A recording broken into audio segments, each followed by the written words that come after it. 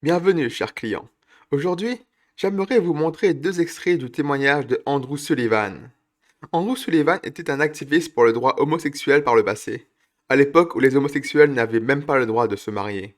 Autrement dit, à une époque où se battre pour la cause avait réellement un sens et une finalité, permettre aux homosexuels de vivre comme les autres. Je tiens à vous parler de lui parce que lorsqu'on débat avec des activistes LGBTQ+, il y a un argument qui revient sans cesse. C'est le fameux «Vous êtes juste des réacs qui ne supportaient pas les trans», exactement comme à l'époque où des réacs étaient contre les homosexuels. Autrement dit, le but de cet argument est de faire un parallèle entre la situation des homosexuels d'avant, qui sont maintenant largement acceptés dans la société, et les personnes trans d'aujourd'hui. Et au lieu d'y répondre moi-même, je vais laisser notre ami Andrew le faire à ma place. Those of us who spent like 30 years in the gay rights movement, as it were, our core objective was to remind people a few things, and this is what we did in the 80s and 90s. Really, we said we just want to be like you. We don't want to change your life in any way. Maybe you'll be a little uncomfortable because we're around, but can't help that. We're not going to make you change your pronouns. We're not going to make you do anything different at your marriages. Not going to, if we join the military, we're just going to be treated the same as everyone else. And all of this will be fine. And everyone was sort of cool. After a while, there was some initial hostility and panic and fear, and then it slowly, and now we have 70% support for those things. What we did was emphasize what we have in common with everyone else, not what sets us apart. In other words, what we were doing was a universalist human experiment. What they're doing is a very particularist, identity-based defense of it, which appeals to no one because it's not even asking anybody to agree or disagree. It's demanding obedience.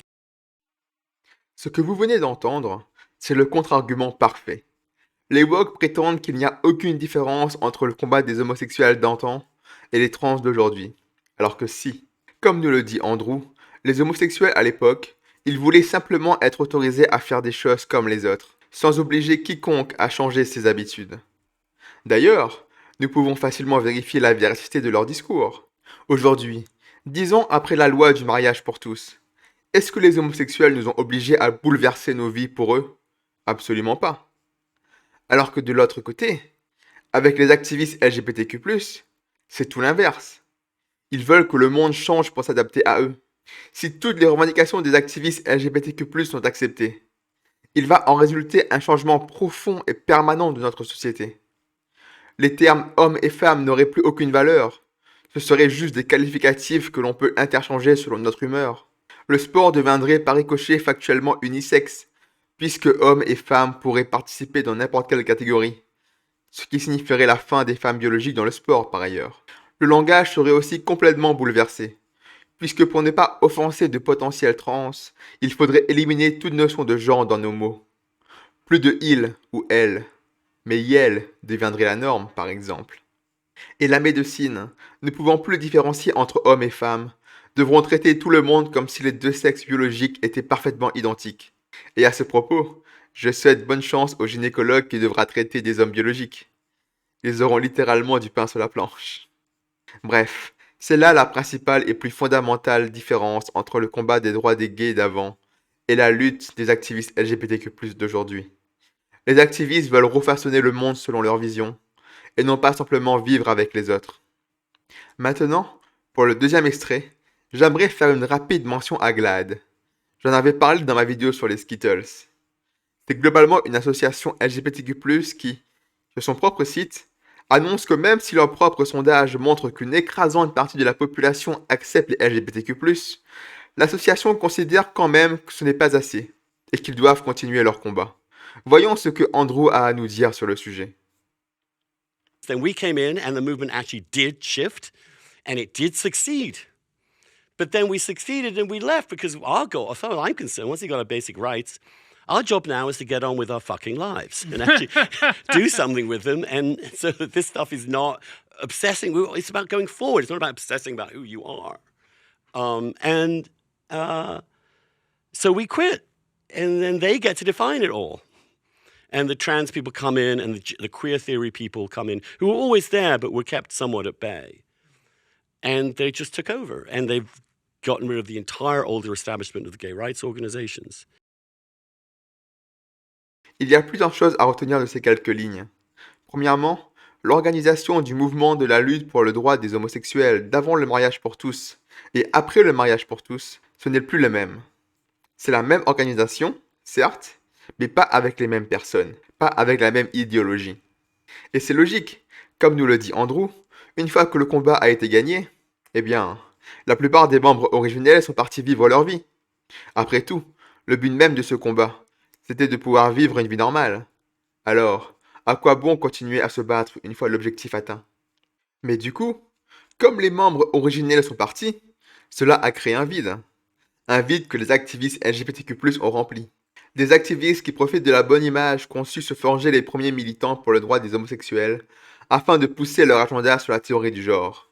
Et ça, c'est assez dégueulasse quand on y pense. Imaginez militer nuit et jour pour convaincre toute une société de votre bonne foi, pour voir tout votre travail récupéré par des activistes sans scrupules et avides de pouvoir. Vous savez, il y a un mème qui circule sur le net, et surtout dans la droitosphère, que je n'aime pas du tout. C'est le mème de la pente glissante. Globalement, ce que ce mème nous dit, c'est que tout ce délire LGBTQ+, avec les drag queens pour les enfants, les écoles qui parlent de genre et de sexualité aux plus jeunes, etc., etc., que tout ça, c'est à cause du mariage homosexuel.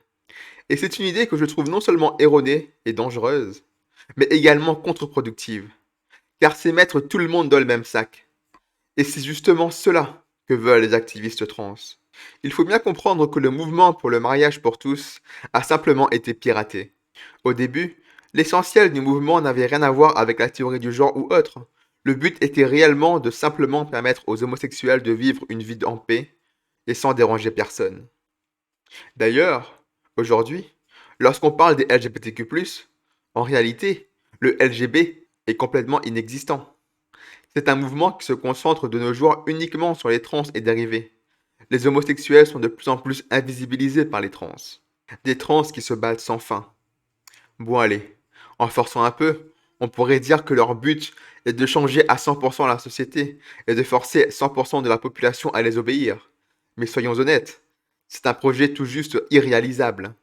Dans le précédent extrait, Andrew nous dit une chose extrêmement intéressante. Il nous dit que l'important c'est de continuer de vivre et de ne pas être obsédé par ce que l'on est. Et ça, c'est justement ce que les activistes trans ne font pas. Leur vie, c'est leur combat sans fin. Ils deviennent complètement obsédés par leur lutte et leur propre personne. En étant sous cette pression permanente, ce n'est pas étonnant qu'ils explosent à la moindre blague taquine et semblent toujours en colère. Parce qu'ils se sont définis par cette colère justement, et n'en sont juste plus capables de s'en débarrasser. Cette colère, c'est devenu eux. C'est devenu leur identité. C'est devenu leur vie. Et voilà. Si vous voulez en entendre plus de notre ami Andrew, je vous laisse le passage complet de son intervention en description. Cela dure 8 minutes, c'est en anglais, mais au pire, il y a les sous-titres en français automatiques. En tout cas, c'est toujours intéressant d'entendre des personnes qui ont été sur le terrain raconter leur propre expérience, plutôt que juste débattre sur les réseaux sociaux, avec des gens comme moi, coincés entre leurs chaises et leurs écrans. Et sur ce, c'est tout ce que j'avais à dire sur le sujet. J'espère qu'il vous a plu et surtout, prenez soin de vous.